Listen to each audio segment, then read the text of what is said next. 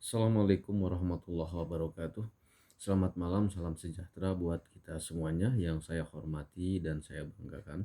Bapak CSA Teddy Lesmana SHMH sebagai dosen Ilmu Negara Prodi Hukum Universitas Nusa Putra, dan juga yang saya banggakan rekan-rekanku sekalian mahasiswa Prodi Hukum Universitas Nusa Putra, khususnya kelas hukum 21B. Pada kesempatan ini perkenankanlah saya menguraikan secara ringkas tugas ilmu negara yang telah diberikan terkait mengapa Palestina tidak diakui kemerdekaannya. Sebagaimana kita ketahui bahwa kedudukan Palestina saat ini adalah Palestina telah mendeklarasikan kemerdekaannya sejak tahun 1988. Deklarasi ini didukung oleh beberapa negara, diantaranya negara Arab yang ada di kawasan Timur Tengah, yang berikut Indonesia sendiri. Kemudian Palestina secara resmi diakui sebagai negara berdaulat di kawasan Timur Tengah. Meskipun begitu, sebagai negara berdaulat sangat disayangkan Palestina sebenarnya minim memiliki tanah, dan sebagian besar wilayah yang disebut Palestina itu tanah-tanahnya telah dikuasai atau wilayahnya telah dikuasai oleh Israel karena ekspansi yang terus-menerus sampai dengan saat ini.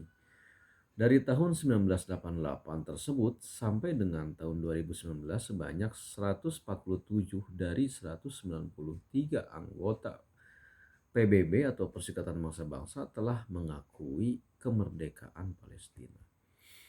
Akan tetapi ada sekitar 50 negara yang tidak mendukung kemerdekaan Palestina.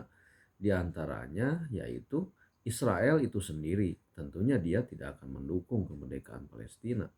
Kemudian Amerika Serikat, Inggris, Jerman, Italia, Perancis, Spanyol, kemudian ada Kanada, kemudian Jepang, kemudian Korea Selatan, Australia tentunya dengan Selandia Baru, dan beberapa negara lainnya. Kemudian perkenankanlah saya menyampaikan alasan dari analisa yang saya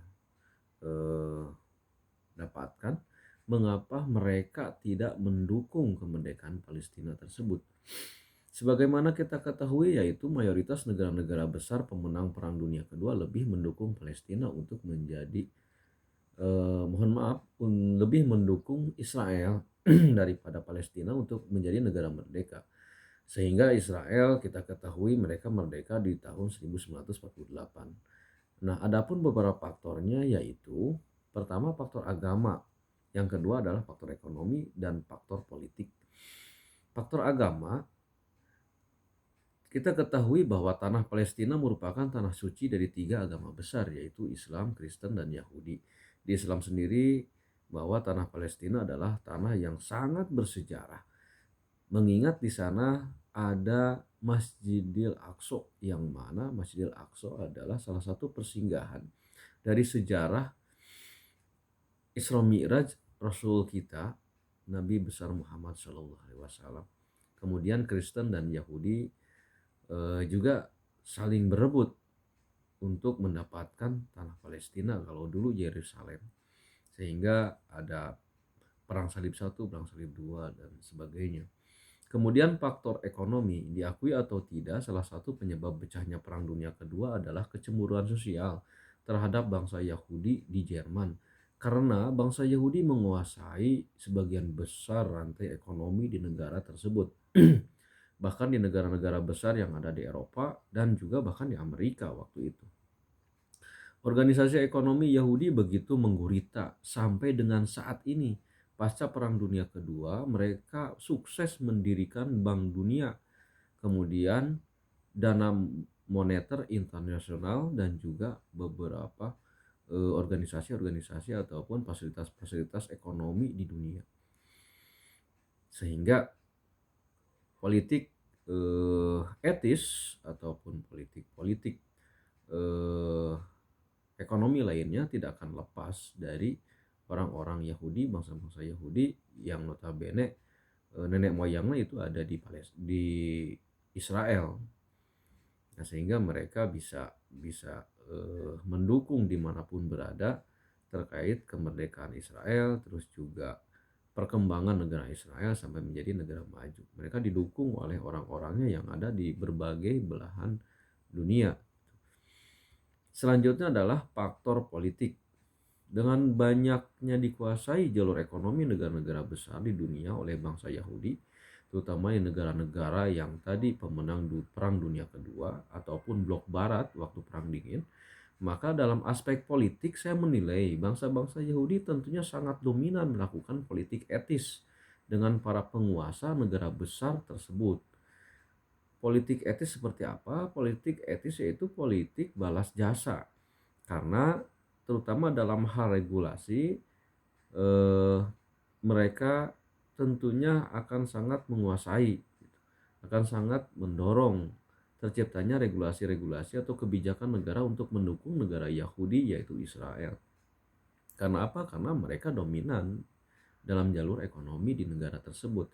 Contoh saja di Amerika, hanya 5% saja orang Yahudi di Amerika tapi menguasai tatanan ekonomi Amerika. Sehingga siapapun yang menjadi presiden Amerika pasti akan panut dan juga akan mendukung sepenuhnya terkait perjuangan Israel menguasai seluruh bagian dari negara Palestina.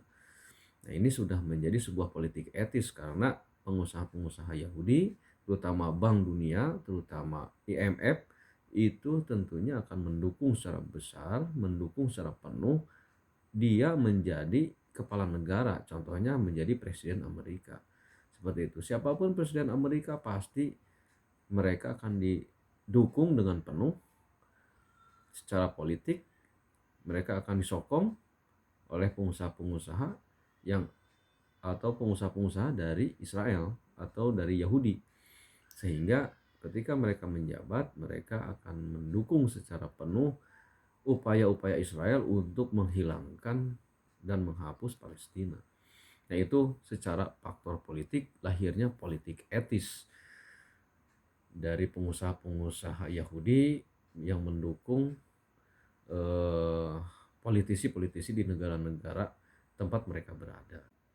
Demikianlah uraian yang dapat saya sampaikan terkait tugas dari Bapak dosen tentang tugas ilmu negara, terutama terkait kenapa Palestina tidak diakui kemerdekaannya.